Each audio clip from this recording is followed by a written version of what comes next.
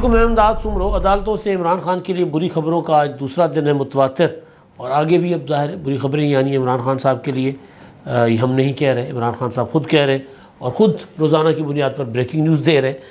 خان صاحب نے اب نیا کام پکڑ لیا ہے، ولاگ تو کرتے ہی تھے، اب وہ بریکنگ نیوز دینے لگ گئے ہیں۔ بریکنگ نیوز 190 ملین پاؤنڈ کا جو معاملہ تھا اس پر خان صاحب نے ایک بریکنگ نیوز دی تھی، اب انہوں نے منشیات کے متعلق بریکنگ نیوز دی ہے۔ جتنی بھی بریکنگ نیوز وہ دے رہے ہیں وہ اپنے متعلق ہے، عمران خان صاحب کے اپنے معاملات ان سے منسلک ہیں۔ منشیات عمران خان صاحب کے گھر پہنچائی گئی ڈبے میں بند کر کے، اور یہ خبر یا یہ الزام کسی میڈیا کی خبر کے ذریعے نہیں، کسی وزیر مشیر کی پریس کانفرنس کے ذریعے نہیں، عمران خان صاحب کے ذریعے لوگوں تک پہنچی ہے۔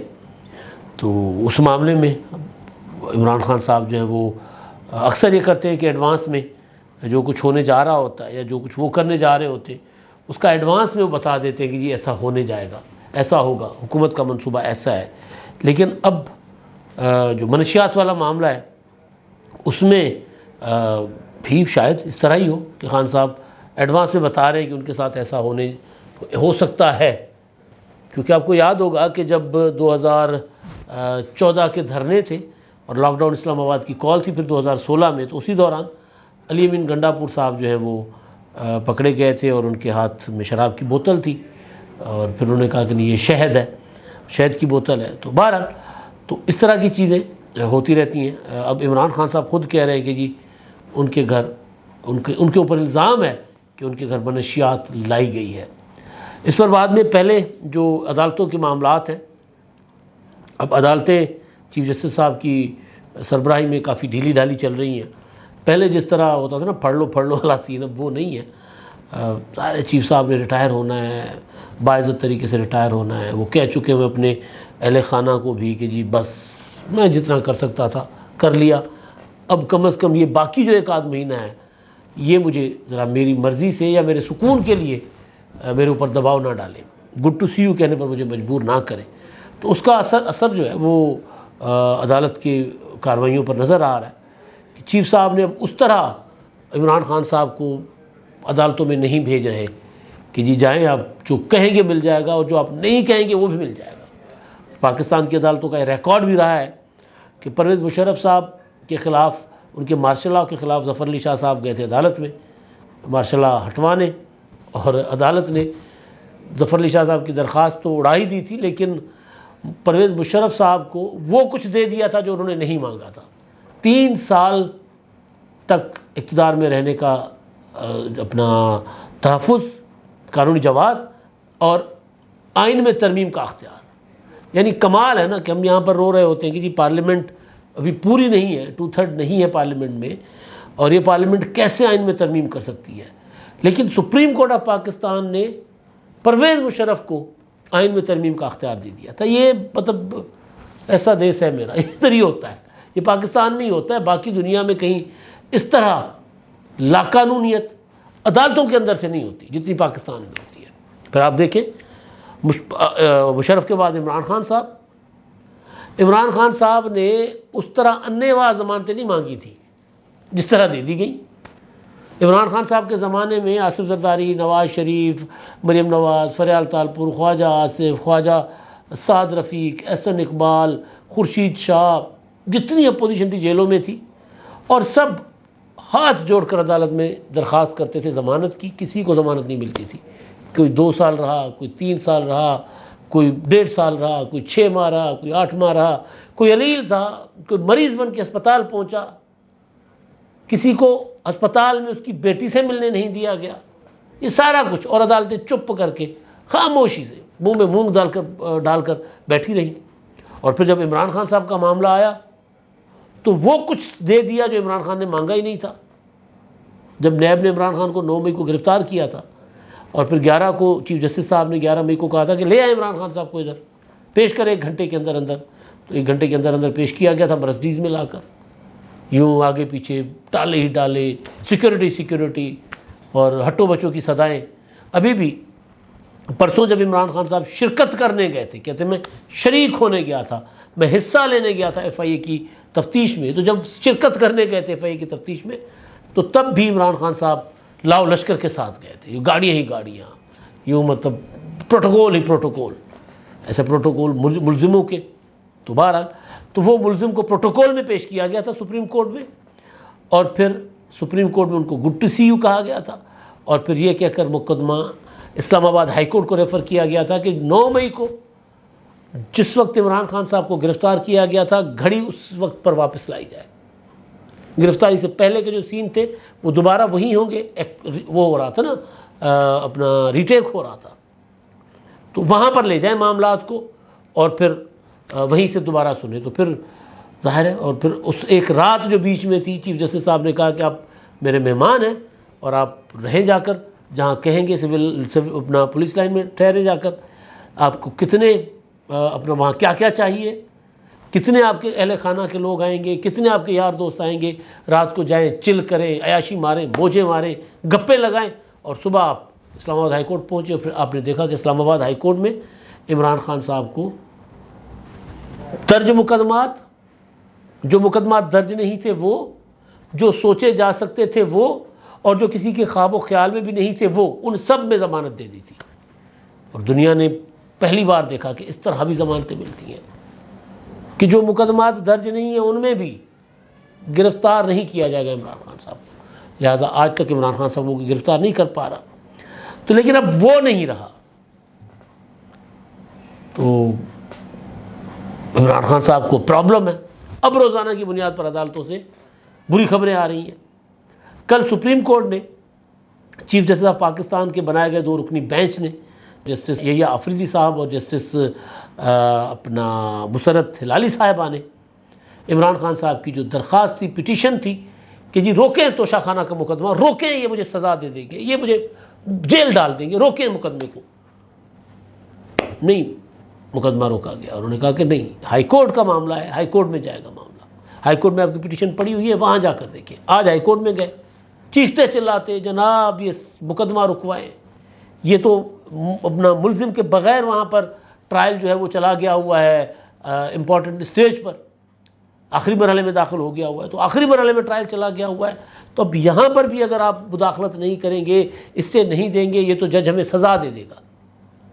تو اسلام آباد ہائی کورٹ کے چیف جسٹس نے کہا کہ نہیں جی، مقدمے کو اسٹے تو نہیں دیتے ہم.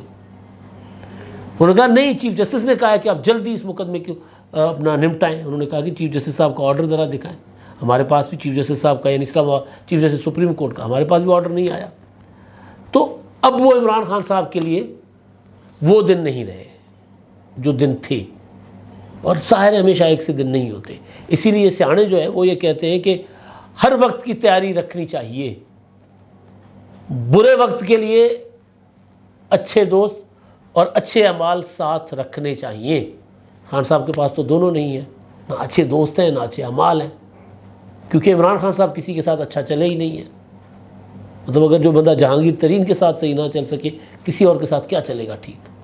تو بہرحال دوسرا معاملہ عمران خان صاحب کے اوپر جو 9 مئی کے واقعات کے حوالے سے مقدمات تھے، ان میں پٹیشن تھی اسلام آباد ہائی کورٹ میں کہ جی یہ عدالتوں میں، دوسری عدالتوں میں منتقل کیا جائے، مقدمات منتقل کیے جائیں. تو وہ بھی ان کی پٹیشن مسترد ہو گئی. اس میں بشرا بی بی بھی جو ہے وہ ان میں اپنا شریک ملزم ہے، وہ پٹیشن بھی ہو گئی مسترد. اب یہ دن عمران خان صاحب نے کبھی سوچا بھی نہ تھا کہ ان کے لیے یہ دن آئیں گے، لیکن ظاہر ہے وہی میں نے بات کی کہ برے دن کے لیے کچھ اچھے کام کر کے رکھنے ہوتے ہیں، تو خان صاحب نے وہ نہیں کیا. ایک تو یہ معاملہ تھا کہ یہ عدالتوں سے انکار ہی انکار. اب دوسرا معاملہ یہ ہے کہ خان صاحب اب تیزی سے لیڈر سے صحافی بنتے جا رہے ہیں. میں عمران خان صاحب کی سائٹ کے جو صحافی ہیں ان میں سے کسی کا نام مطلب ذہن میں تو آ رہا تھا لیکن نہیں لینا چاہیے، مناسب نہیں ہے کسی کے لیے زیادتی طور پر. بس سمجھ لیں کہ کوئی ایک ولاگر عمران خان صاحب کے حق میں جو ولاگ اور یوٹیوب چلایا کرتے ہیں، جو ہر ٹائم بیٹھ کر چھوٹی چھوٹی خبریں پھیلایا کرتے ہیں، ان کی طرح آج ہم آپ کو بریکنگ نیوز دے رہے ہیں، آج ایسا ہو جائے گا، خان نے پچھاڑ دیا، خان نے وہ کیا کہتے تھے اپنا ٹرمپ کو اپنے قدموں میں بٹھا دیا. عالمی دنیا مان گئی کہ بھئی عمران خان اکیلا لیڈر. اس طرح کہ آپ نے وہ باتیں سنی ہوں گی نا، عمران خان صاحب کے جو چاہنے والے ولاگرز اور یوٹیوبرز باتیں کیا کرتے تھے. اور ظاہر ہے وہ اس طرح جرنلسٹ ہیں نہیں جس طرح کی باتیں کرتے ہیں. صحافی کسی بھی سائٹ پہ ہو نا وہ، لیکن بات کرنے کا اس کا ایک طریقہ ہوتا ہے، اس کا ڈھنگ ہوتا ہے، اس کو پتہ ہے کہ بات بڑھا چڑھا کر بھی پیش کرنی ہے تو کیسے کرنی ہے. اب عمران خان صاحب ان کی طرح وہ کام خود کر رہے ہیں. پرسوں ایک ولاگ کیا تھا، میں آپ کو بریکنگ نیوز دے رہا ہوں. بریکنگ نیوز کیا تھی کہ جی القادر ٹرسٹ کیس کا معاملہ جو ہے نہیں 190 ملین پاؤنڈ کا معاملہ جو ہے وہ فلاں ٹائم پر نیب جو ہے وہ اس کو ختم کر چکا ہوا ہے، اس پر اس کو تحقیقات تفتیش بند کر چکا ہوا ہے، اور نیب نے کہا کہ وہ ڈیل ہوئی ہے جو ملک ریاض کی ٹھیک ہوئی ہے، پھر ملک ریاض کی تعریفیں وغیرہ وغیرہ. اب عمران خان صاحب نے جو قوم کو بریکنگ نیوز دی ہے جو کسی کو نہیں پتا تھا، کسی کو بھی، وہ خان صاحب نے خود ہی بتا دیا. اب وہ جو ہوتے ہیں نا سیانے بڑے لوگ، اگر واقعی کچھ ایسا نہیں ہے تو پھر اس طرح کی چیزیں پھیلا کر، کیونکہ الزام تو عمران خان صاحب پر لگتا ہے، تو وہ سیانے لوگ اگر ان کے ساتھ کوئی ایسی چیز ہو نا تو پھر کہتے ہیں یار یہ کیا گند کر رہی ہے حکومت، یار اس پر بات ہی نہ کروں. لیکن خان صاحب اس کو پروپیگیٹ کرتے ہیں خود، کیونکہ عمران خان صاحب کے لیے ان کا جو فلسفہ ہے ان کا ایک ہی، ان کی صرف، باقی تو بیانیہ نظریہ فلاں فلاں وہ تو کچھ نہیں ہے نا، بدلتے رہتے ہیں. پروپیگنڈا کے ٹولز کہ وہ جو ہوتا ہے طریقہ وہ بدلتے رہتے ہیں، پوائنٹس بدلتے رہتے ہیں، سارا کچھ. اور کل کہتے تھے سائفر تھا، آج کہتے ہیں سائفر نہیں تھا میرے ہاتھ میں. تو اور خود کہتے ہیں کہ یو ٹرن لینا عظیم لیڈر کی نشانی ہوتا ہے. تو خان صاحب جو ہیں اس طرح باتیں شاتیں بدلتے رہتے. تو اب وہ ان کا جو اصل فلسفہ جو میں بات کر رہا تھا وہ یہ ہے کہ بدنام ہوں گے تو کیا نام نہ ہوگا. یہ اس فلسفے کی بنیاد پر سیاست کرتے ہیں. جب ریحام خان کا ایشو بنا تھا اور ریحام خان نے کتاب لکھی تھی 2018 کے الیکشن سے پہلے پبلک ہونی تھی، عمران خان صاحب نے کہا کہ جی خود ہی پھوڑ دو اس کے اندر جتنے بھی میرے خلاف ریحام خان نے گندی باتیں لکھی ہیں. حمزہ عباسی کو بٹھا کر اور وہ باتیں ساری کھول دی. سیاسی طور پر اس وقت تو اس کا فائدہ ہوا، لیکن خود ہی سامنے لے کر آ گئے تھے. اب آج صبح میں نے دیکھا عمران خان صاحب کا ٹویٹ، تو خان صاحب فرماتے ہیں، جوتوں کی تصویر لگی ہوئی ہے عمران خان صاحب کے ٹویٹر کے اس پر وال پر، اور اس پہ ٹویٹ جو ہے وہ اس میں ایک بیان ہے، اسٹیٹمنٹ ہے. وہ یہ کہتے ہیں مجھے، یعنی ایک بریکنگ نیوز ہے یہ بھی، مجھے ایک ایسے شخص کی جانب سے جوتوں کا ایک ڈبہ بھجوایا گیا جنہیں میں جانتا ہوں. یہ ان کے ڈرائیور کی جانب سے میری رہائش گاہ پر موصول کروایا گیا. 2 روز بعد پولیس ڈرائیور کے گھر پہنچ گئی اور اس کے غریب اہل خانہ کو ڈراتے دھمکاتے ہوئے اسے اس بیان پر مجبور کرنے لگی کہ وہ میرے گھر منشیات کا ایک ڈبہ چھوڑنے آیا تھا. جب بطور حکمران مجرم ایک ملک چلاتے ہیں تو یہی کچھ ہوتا ہے. یہ اہم عہدوں پر بیٹھنے کی اہلیت سے محروم مجرموں کو ہی نہیں لگاتے، بلکہ قوم کو بھی پاور کرانے کی کوشش کرتے ہیں کہ ہر کوئی ان کی طرح مجرم ہی ہے. اس سب سے مجرموں کے اس گروہ کے حواس پر چھائی مایوسی ظاہر ہوتی ہے کہ محض مجھے نااہل کروانے یا قید میں ڈالنے کے لیے یہ نہایت گہرائی میں گرنے کے لیے تیار اور آمادہ ہیں. بڑی مشکل اردو ہے جی، کیونکہ وہ چلے بہرحال. اچھا، اب اس میں نا ایک جو چیز ہے کہ ہو سکتا ہے ہمارے ہاں پاکستان میں پولیس انتظامیہ شاہ سے زیادہ شاہ کی وفادار ہوتی ہے. ایک بڑا مشہور میں آپ کو واقعہ سناتا ہوں. ہوا یہ تھا کہ جام صادق جب وزیر اعلیٰ سندھ بنے اور وہ فرعون تھے پورے کے پورے، انہوں نے جس طرح وہاں پر ظلم ڈھائے تھے، مطلب جاولک کی انہوں نے کمی پوری نہیں ہونے دی تھی. 90 میں جب محترمہ بینظیر بھٹو شہید کی حکومت ختم ہوئی، جام صاحب کے ایک دوست تھے میرپور خاص کے، اب ان کا میں نام بھول گیا ہوں، مظہر لغاری صاحب ہمارے دوست ہیں. انہوں نے واقعہ سنایا تھا کیونکہ ان کے علاقے کے تھے اور وہ بھی لغاری تھے جو جام صاحب کے دوست تھے. تو جام صاحب نے کسی شام ان کو یاد آ گئے اپنے وہ دوست، اور انہوں نے اپنے پرنسپل سیکرٹری کو یا اسٹاف کے کسی بندے کو کہا کہ یار وہ میرا فلاں دوست ہے، اس کا پتہ تو کرو. لو جی، وہ فون چلتا ہے وہاں سے سی ایم آفس سے، وہ متعلقہ ڈپٹی کمشنر پر تک جاتا ہے.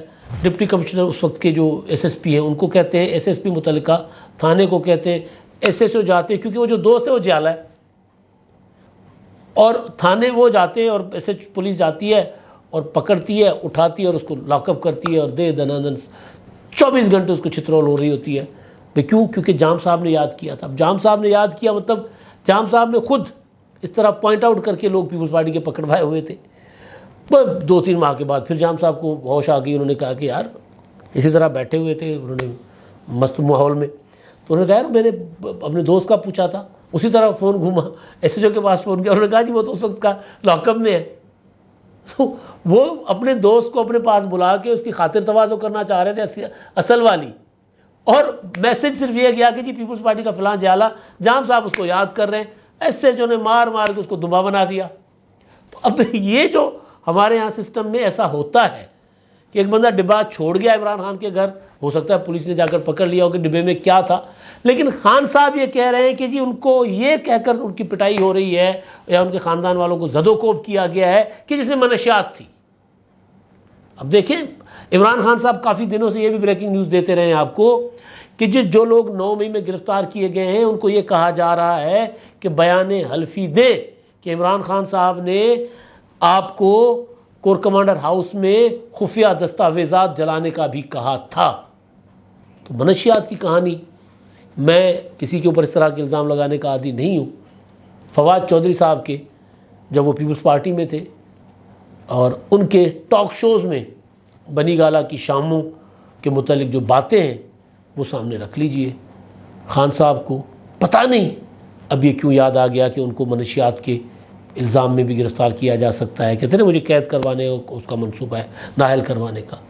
رانا ثناءاللہ صاحب کو عمران خان صاحب نے، ان کی حکومت نے 20 کلو میرا خیال ہے یا 21 کلو ہیروئن کے الزام میں گرفتار کر کے 6 ماہ تک یا کئی ماہ تک ایک انڈے نما ان میں رکھا تھا سیل میں جہاں ان پر تشدد ہوتا تھا۔ تو ظاہر ہے اب جو کچھ کیا ہے وہ آگے تو آئے گا۔ اب تک کے لیے اتنا ہی، اللہ حافظ۔